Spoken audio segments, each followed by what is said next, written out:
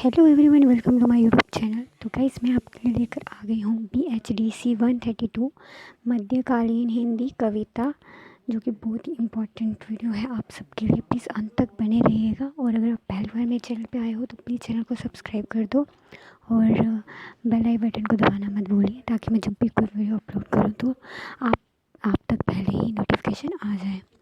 तो गाइस, इस तरह से आजकल पेपर आता है, इसमें से आपको स्वप्रसंग व्याख्या भी करनी होती है। तो ये हम पढ़ते हैं। फर्स्ट आपको इस तरह से आएगा कि निम्नलिखित पदार्थों में से किसी एक की स्वप्रसंग व्याख्या कीजिए। इसमें से एक की स्वप्रसंग व्याख्या करनी होगी। तो पहला है हमारा, पर ब्रह्मा के तेज का कैसा है अनुमान, कहिवे को शोभा नहीं देखे ही परिवान। तो इसमें ये जो लिया गया है, इसका अगर आप प्रसंग में लिखोगे, ये साखी में से लिया गया है। और इसके जो रचयिता हैं वो हैं कबीरदास, और ये साखी पर्चा अंग से लिया गया है। ये इम्पॉर्टेंट है, ये याद रखिएगा, साखी पर्चा अंग से लिया गया है। और इसका जो अर्थ है यानी कि व्याख्या आप लिखोगे, इसमें आप लिख सकते हो, इसमें बताया है कि पर ब्रह्मा के तेज का अनुमान नहीं लगाया जा सकता। मतलब जो पर ब्रह्मा है उनके तेज का अनुमान नहीं लगाया जा सकता। अनुमान तो भौतिक संदर्भ है, ठीक है। परंतु ब्रह्म तो समस्त लौकिकता का अतिक्रमण करता है। उसका सौंदर्य अनिवर्चनीय है। उस अनिवर्चनीय निर्गुण ब्रह्म के वखान में भाषा और तमाम भौतिक साधन जिनसे उस शोभा को प्रत्यक्ष कराया जा सकता है अक्षम है। इसीलिए उसकी शोभा का वर्णन नहीं किया जा सकता। चूँकि उसका सौंदर्य अनिवर्चनीय है, इसीलिए उसका प्रमाण केवल अपरोक्षानुभूति ही है। तो इसमें यही बताना है आपको कि व्याख्या आप लिख सकते हो यही चीज़ कि जो पर ब्रह्मा है उनका जो अनुमान नहीं लगाया जा सकता और उनका जो सौंदर्य है वो अनवर्चनीय है। तो ये सब आप लिख सकते हो इसमें, ठीक है। नेक्स्ट है हमारा, तपे लाग अब जेठ अषाढ़ी में मोह के ये शाजानी गाड़ी, तन तिनवर या झरो खरी में विरहा अगरी सिर परी, साठी नाही लगी बात को पशा, बिन जिए भय मन धंधा धंधा धंधा, बद नाही और कद नाही कोई, बाक ना आव कहो कही रोई।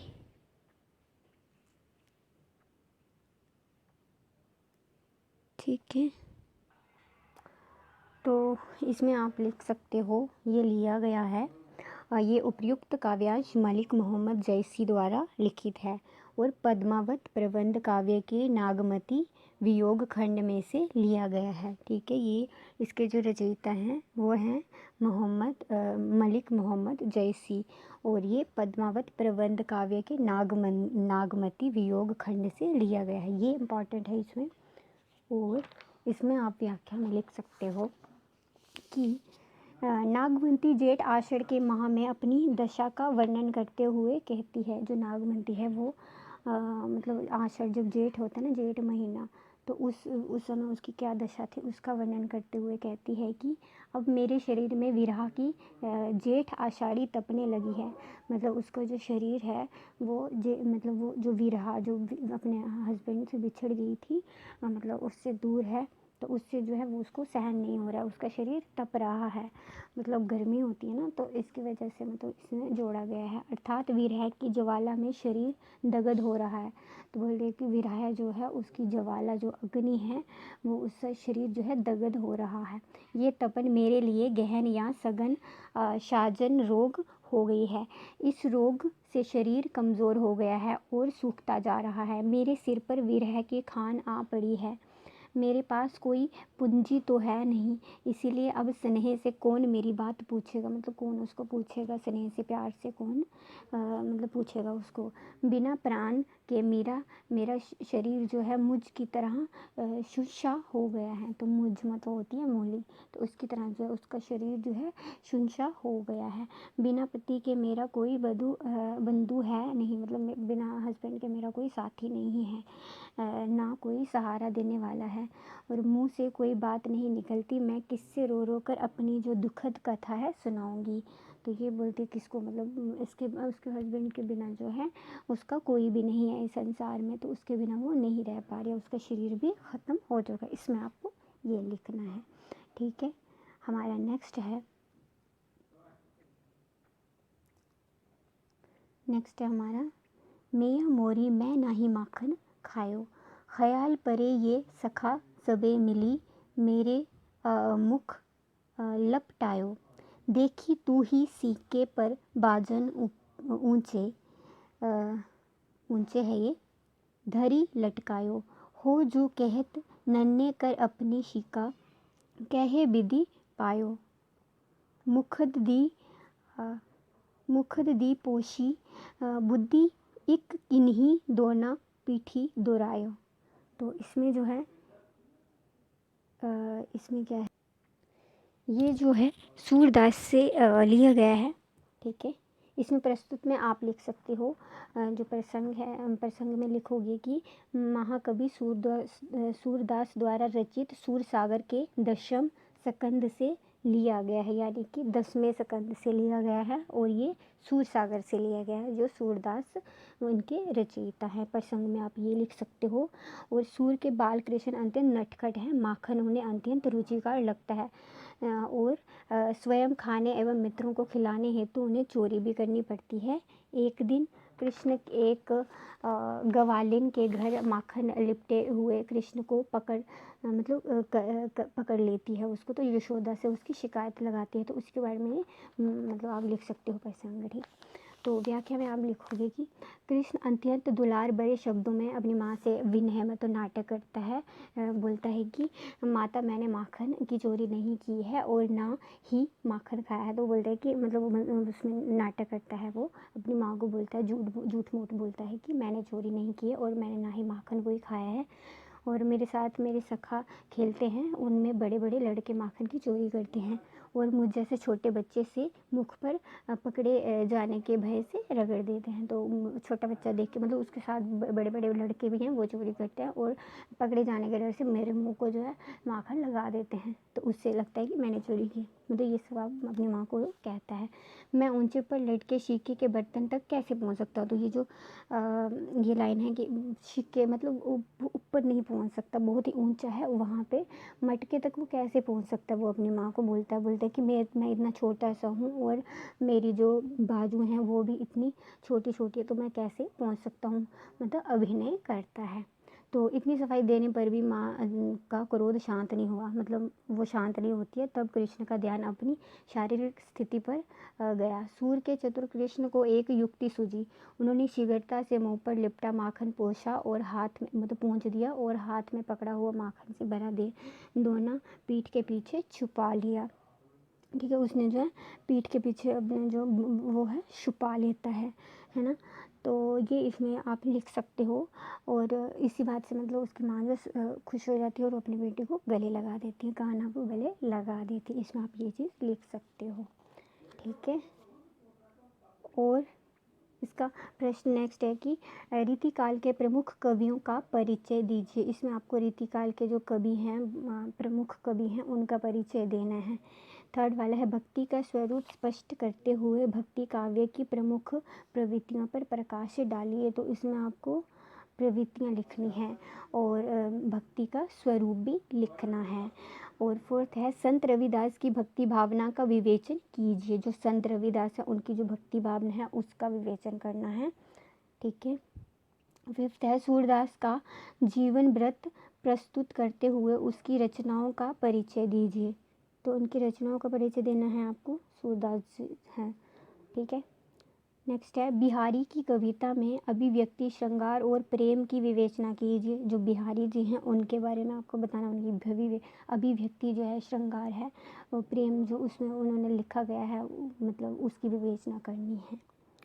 नेक्स्ट है तुलसीदास की भक्ति का परिचय देते हुए सूरदास और तुलसीदास की भक्ति पद्धति की तुलना कीजिए। मतलब वो आपको तुलना करनी है कि मतलब उसमें क्या करना, डिफरेंस बताना है, ऐसे कह सकते हैं। ठीक है, दोनों के बीच में, और परिचय भी देना है। निम्नलिखित में से किन्हीं दो पर टिप्पणी लिखिए। तो इसमें 4 दिए गए हैं, उसमें से आप 2 करेंगे। ठीक है,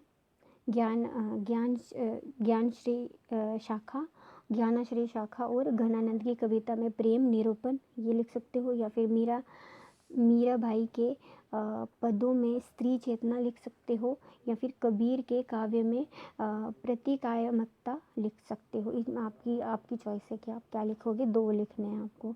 20 नंबर का होगा, मतलब 10 नंबर का, मतलब एक 10 नंबर का होगा और दूसरा भी 10 नंबर का होगा, यानी कि 20 नंबर का है। ठीक है, तो ये एक नेक्स्ट पेपर है, उसमें भी आपको यही चीज़ दी गई है। मतलब इसमें ये इम्पॉर्टेंट है, ये आपको आएगी। 100% व्याख्या आपको करनी ही करनी है। अब इस तरह से दिया जाता है। ठीक है, तो इसमें से निम्नलिखित पदार्थों में से किसी एक की 100% व्याख्या करनी है। इसमें भी 3 दिए गए हैं, उसमें से आपको एक ही लिखना है। तो आपको जो आसान लगता है वही आप लिखोगे। तो इसमें है हरी सा हीरा छड़ी के करे आन की आस, ते नर जमपुर जहांगे सतबाशे रविदास। तो ये आपको पहले ही पता चल रहा है कि ये रविदास से, ये नाम से ही पता चल रहा है कि रविदास का होगा। तो इसके जो रचयिता हैं वो रविदास हैं, है ना। तो इसमें आप लिख सकते हो, इस साखी में रविदास ने नादान ना समझ जो है लोगों पर टिप्पणी की है। जो नादान होते हैं, जो ना समझ, उन पर टिप्पणी की है रविदास जी ने। तो इस टिप्पणी में ऐसे लोगों के जीवन पर रविदास की पीड़ा व्यक्त हुई है। हालांकि ये योग रविदास के आसपास नहीं है, अन्य कोई भी उनको समझ देने वाला नहीं है। तो ये आप लिख सकते हो प्रसंग में, और व्याख्या इसकी आप कर सकते हो, परमात्मा हीरा के समान बहुमूल्य है। तो ये कहते हैं कि जो हरि है, जो भगवान है, वो हीरे के समान बहुमूल्य है, और उसकी आराधना करनी चाहिए, उसकी भक्ति करनी चाहिए। लेकिन अज्ञानी लोग उस बहुमूल्य रत्न को छोड़कर दूसरी चीज़ों के लिए भटकते हैं। तो इसमें बोलते हैं कि जो भगवान है उसकी हमें आराधना करनी चाहिए, और जो अज्ञानी लोग हैं, जो जिनको कोई ज्ञान नहीं है, जो मूर्ख हैं, वो मतलब भगवान को छोड़ के, भक्ति को छोड़ के मोह माया में, मतलब पैसे के पीछे भागते हैं, ये सब चीज़ों में भागते हैं, तो वो हरि का नाम नहीं लेते। तो इसमें यही चीज़ आपको लिखनी है। तो इसमें बताया कि अंत में तो यमपुर ही जाएंगे, मतलब अंत में जो है यम लोग ही तो जाना है, उन्हें मुक्ति थोड़ी ना मिलेगी। रविदास अपनी बात पर जोर देते हुए कहते हैं कि वे अपने अनुभव के आधार पर सही कह रहे हैं। ठीक है, ये आप इसमें बता सकते हो। नेक्स्ट वाला हमारा क्या है, ख वाला, तनक हरि चितवा महरी और हम चितवा चित वो ना हरि हिवनो बड़ो कठोर, महिरी आशा चितवनी थारी और ना दूजा दौर, उब्या ठाड़ी अरज करू गु करता बोर। ठीक है, मीरा रे प्रभु मीरा रे प्रभु हरि अविनाशी देसु प्राण अंको। तो ये आपको पहले पता चल रहा है कि मीरा में से लिया गया होगा, है ना, मीरा से लिया गया है। इसमें आपको रचयिता जो है मीरा जो है उनका, वो वहाँ से लिया गया है। तो ये इसकी जो रचयिता है आपको पता चल रहा है कि मीरा जी जो है उस वहीं से लिया गया है। चिंतवा क्या होता है, ध्यान देना, मतलब देखना, है ना। तो ये सब इसमें डिफ़िकल्ट चीज़ें हैं, जो आपको नहीं समझ में आएगा उसको छोड़ सकते हो, क्योंकि आपको 3 ही तो करने हैं, मतलब सॉरी, तीनों में से एक ही तो करना है। तो जो आसान लगेगा वही आप कर सकते हो। तो ये इसका है। चलिए, ज़्यादा वीडियो लंबी हो जाएगी, मैं नेक्स्ट वाला समझा देती हूँ। ठीक है, जब मैं था तब हरि नहीं, अब हरि है मैं नहीं, सब अंधियारा मिटी गया जब दीपक देखा माही। तो ये बहुत ज़्यादा आसान है, और ये कबीर का है, ये ना पता चलता है, मतलब उनके जो दोहे हैं ना, साखी में से लिया गया है ये। तो ये बहुत ही ज़्यादा आसान है। ठीक है, ये आप लिख। तो इसमें जो है कबीर दास का, मतलब कबीर दास इसके रचयिता हैं। ठीक है। तो इसमें जो बताया गया है इसमें से आप लिख सकते हो कि ये जो है उपयुक्त साखी में आत्मज्ञान के बाद की स्थिति का वर्णन किया गया है। ठीक है। इसके रचयिता कबीरदास हैं और ये साखी में से लिया गया है। और इसकी जो व्याख्या है वो आप लिख सकते हो। कबीरदास कहते हैं कि जब तक मुझे अपनी स्वतंत्र सत्ता का बोध था, अर्थात जब मैं अपने को ईश्वर से अलग समझता था, तब वस्तुत में ईश्वर को नहीं पहचान पाया। तब वो ईश्वर को नहीं पहचान पाए थे। जब मतलब जैसे आत्मा को परमात्मा मानते हैं, इनकी जो अगर आप देखेंगे तो ये आत्मा को परमात्मा मानते हैं, तब ये खुद को नहीं पहचान मतलब तब ये भगवान को नहीं पहचान पाए। लेकिन जैसे ही उनको ज्ञान हुआ, जैसे ही मतलब अपने अंदर की बोलते हैं कि जैसे मैंने अपने अंदर की ज्योति को अर्थात आत्मज्ञान के दर्शन कर लिए, तब अज्ञान रूपी अंधकार भी खत्म हो गया। तो तब ये जो है समाप्त हो गया, जो अज्ञान रूपी अंधकार था वो भी खत्म हो गया। तो अब ये ईश्वर को ही मतलब सब कुछ मानते हैं और ये उसी में लीन हो चुके हैं। जो अपना पूरा जीवन था वो उनके नाम समर्पण कर चुके हैं और अब इनको मोह माया से कोई लेन देन नहीं है। तो ये इनका कहने का मतलब है। ठीक है। और 10th वाला हमारा क्वेश्चन नेक्स्ट है, सगुण भक्ति काव्य की प्रमुख विशेषताएं। तो इस बताइए। तो इसमें आपको सगुण भक्ति काव्य की प्रमुख विशेषताएं बतानी है। और नेक्स्ट है, रीति काव्य की साहित्यिक प्रवृत्तियों का परिचय दीजिए। इसमें आपको रीति काव्य की साहित्यिक प्रवृत्तियों का परिचय देना है कि उसमें क्या क्या है।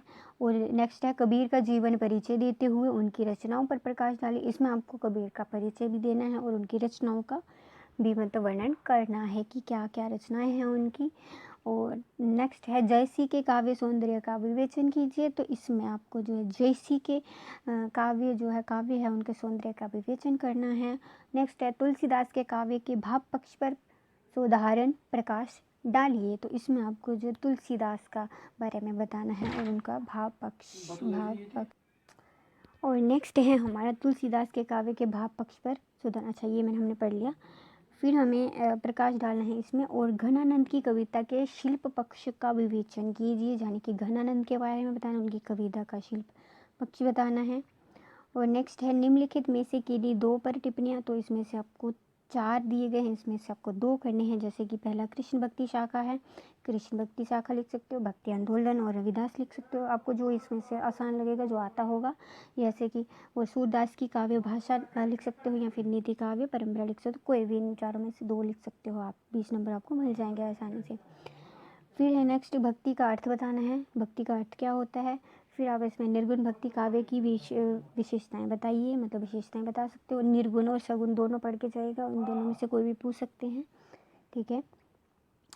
नेक्स्ट है, भक्ति काल की सामान्य विशेषताएं लिखिए। भक्ति काल की सामान्य विशेषताएं लिखनी है।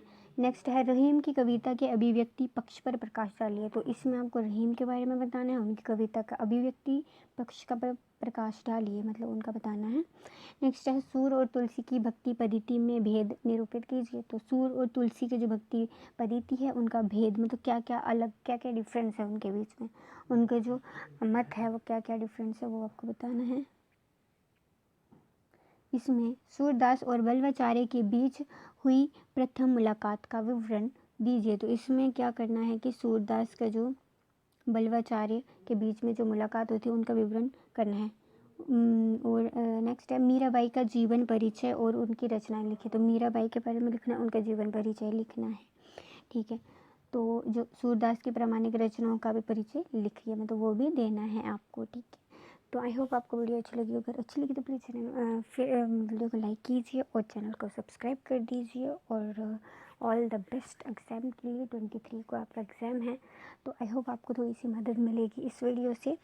और ये नहीं है कि मतलब यही आएंगे, आपको जो प्रसंग व्याख्या वो भी बहुत सारी पढ़ के जाइएगा। आपको ध्यान रखना है उसमें आपको प्रसंग भी लिखना है, जो रचयिता उसका नाम लिखना है और कविता क्या है वो लिखना है।